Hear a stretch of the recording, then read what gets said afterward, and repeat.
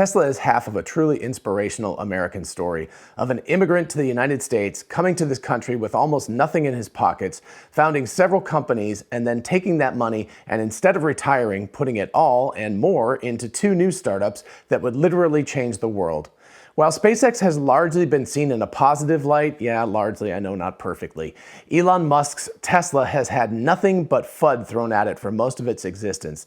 And now the United States government and its regulatory agencies have joined in, not mentioning Tesla in a huge American EV event, and even coincidentally starting to investigate FSD and fire issues with Tesla during Tesla's AI Day week. Sandy Munro is pissed, and frankly, so am I. Let's take a look at why this might be happening and what can be done to resolve the issues.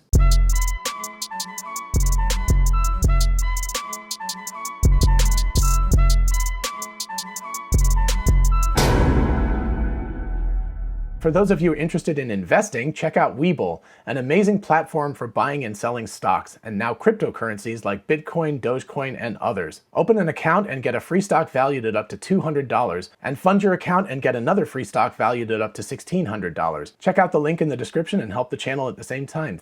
As you all know, Tesla had an AI Day, and it's artificial intelligence for those who aren't into that sort of stuff. And one of the things that they decided to talk about was the new beta self-driving system that they've got. Now, for those of you who watch my stuff, you'll know that I was lucky enough to drive in two systems. When I was in that car, we were in city streets and we were making 60 and 120 degree turns. Now that doesn't mean much to anyone here, but at slow speeds, under 40 miles an hour, making a 60 degree or 120 degree left or right hand turn is really a big deal. It really truly proves that you have something that's AI. Now, they showed that off in the Tesla Artificial Intelligence Day, and they also showed off that they're developing new chips with billions of contact points.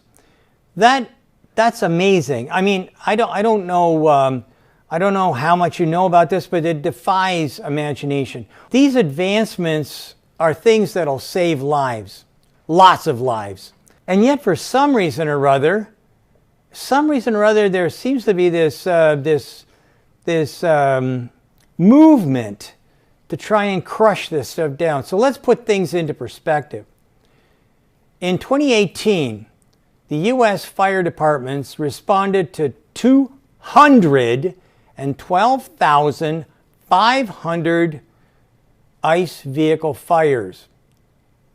560 people died in those fires. That's in 2018.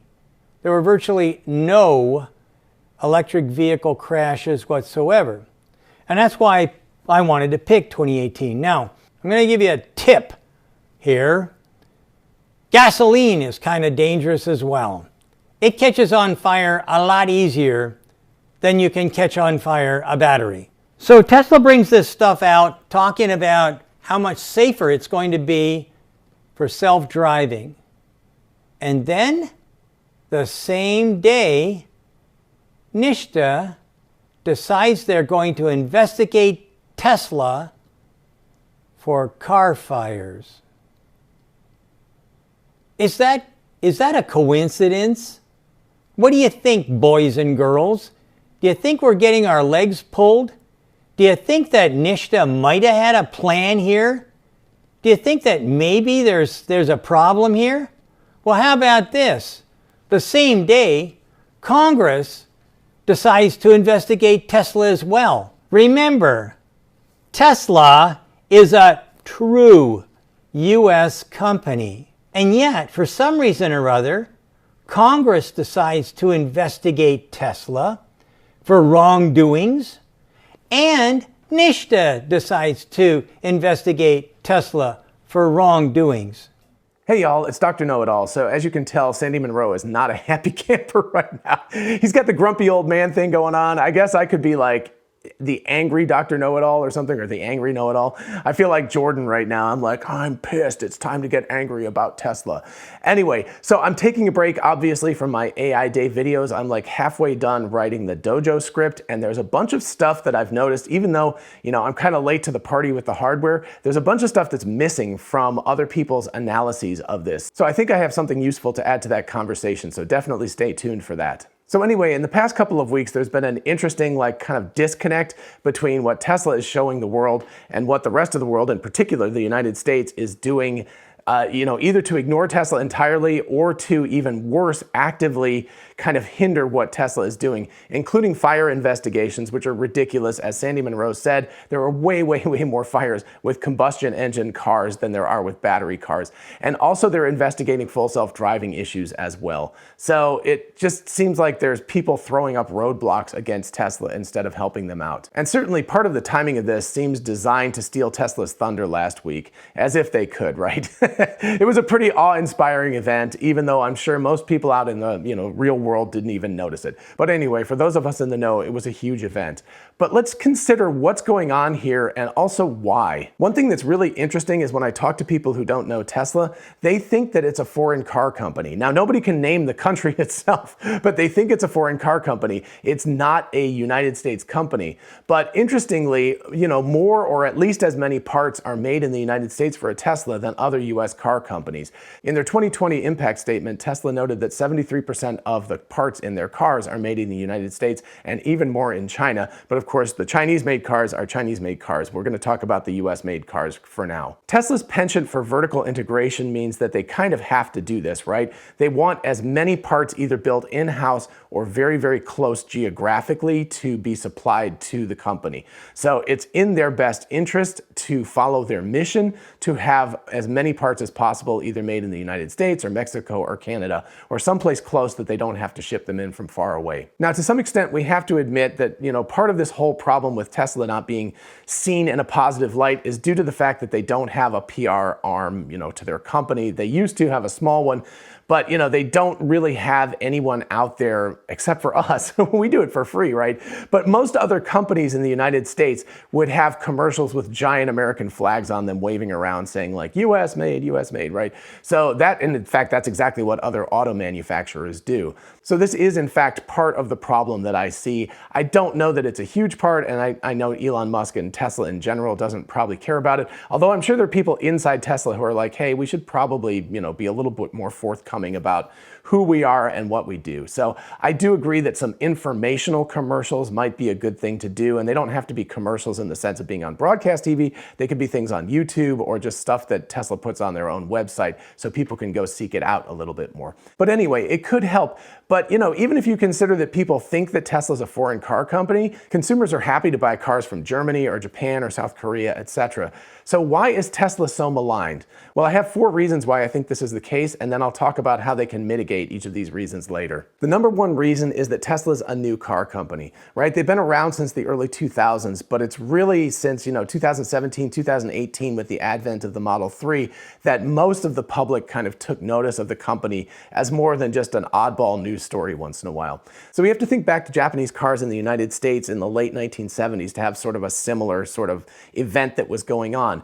And as anybody who was around back then knows, it took time for older consumers to recognize these cars as quality. And quite frankly, the early Japanese cars were relatively low-rent cars back then. So, it's not a perfect comparison because, of course, Teslas started at the high end and worked their way down, whereas Japanese cars started at the low end and worked their way up. But one interesting fact is my parents, who are much older than I am, still won't buy a car that's made in Japan. They will only purchase a car that's made in the United States of America, which whatever that means, right? Because cars are manufactured all over the place now, at least the pieces of them are. The second big reason in my mind is that Tesla is a non-union company.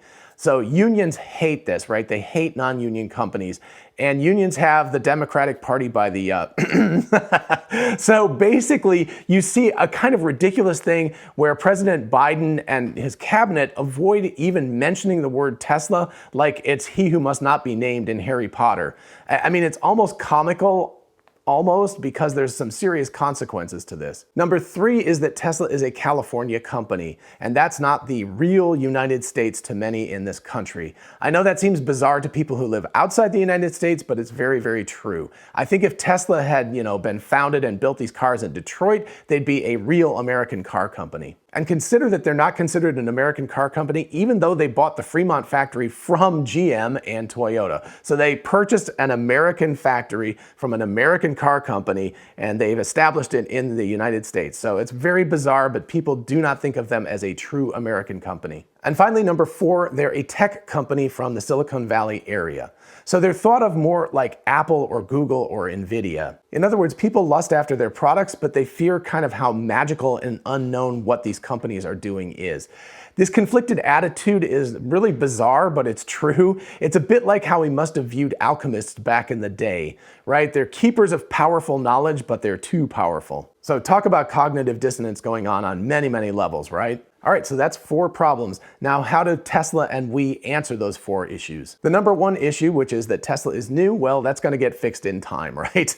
So like I said, my parents won't buy Japanese cars, but my sister, me, my brother, etc., all own Japanese cars. And hardly anybody younger than my generation even really thinks about that, right? So the old will die out and younger people will be happy to buy Teslas in the future, and the situation will resolve itself with time. On point number 2 about unions, well, I hate to say this, but unions are basically killing themselves, especially automotive unions, by acting corruptly and going for too much for their members. They've become and will become less powerful, especially in the auto industry. In other words, they're helping to drive up the massive debt for legacy car makers, and that will make those car makers weaker or maybe just go out of business completely, which will in turn make the auto union irrelevant by the end of this decade, which is really sad, but it's also really true. So again, time plus the greediness and corruption of humanity will solve this issue as well. As to point number 3 about Tesla being from California, well, Tesla now has Terra, Texas, and they're moving their headquarters to Austin. And that is the most American of states in some ways. I know, whatever the hell that means, right? If you don't live in the United States, you don't realize how fractured this country is. People don't consider everything American depending on where they live. But anyway, Texas is considered a real American state. And while Texans do look on Austin as a bit of a curiosity, they still own it. So the American-ness of the company is being rewritten right now, and I think that'll become much less of an issue over time. And finally, point number 4 about them being a tech company from Silicon Valley, well, this is going to be a little bit tougher to deal with. People don't really like tech companies having too much power and too much of a monopoly over a given product and one's information. But if the product is good, people will compromise their values, right? Apple is, after all, the largest cap company on earth, and Google and Facebook, etc., are doing pretty darn well themselves. So even though people are not very happy about that, they will certainly still buy the products and use the products. I don't know what that says about us human beings, but it's interesting that we're willing to compromise our values for something that we like. So anyway, if Tesla keeps making great products that people love, just like with the other points, time will effectively fix this problem as well, assuming that Tesla is left alone to do what it needs to do. So of course, all the FUD stands in their way, but less and less so from the common man these days, like Tesla Q. But what happens if the United States government, in particular, throws up too many roadblocks for Tesla? Well, we get exactly what Sandy says. Are we going to see General Motors or VW or Mercedes or any of the other car companies? Are we seeing what they've come up with? No, it's crap. It's crap. I've driven almost every self-driving car or even autopilot car, and it's crap. And they can't catch up. And so the government is deciding to make it an even playing field. Okay? Everybody's got to get a gold star on their forehead. Everybody has to get a medal for participation. It doesn't work that way. This really pisses me off.